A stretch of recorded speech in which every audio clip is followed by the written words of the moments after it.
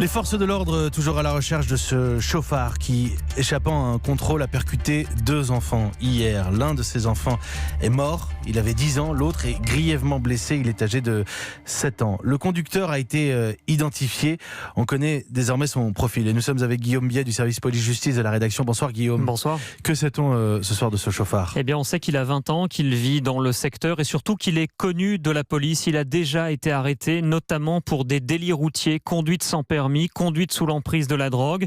C'est sans doute pour ça qu'il a pris tous les risques pour échapper aux forces de l'ordre, puisqu'hier, il était au volant de la voiture de sa mère et qu'il conduisait donc une nouvelle fois sans permis, avec à côté de lui une jeune femme de 21 ans. Quand ils sont tombés sur un contrôle routier à Kévin, le jeune homme a fait mine de s'arrêter, puis il a redémarré en trombe, aussitôt poursuivi par des motards de la gendarmerie, mais qui ont rapidement abandonné vu les risques que prenait le chauffard lancé à pleine vitesse sur une large voie de bus qui plonge vers le centre-ville de Lorient.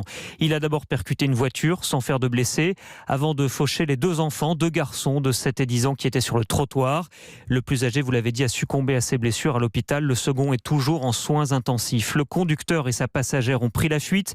Ils ont abandonné leur voiture quelques centaines de mètres après le choc, se sont évaporés à pied dans les rues de Lorient.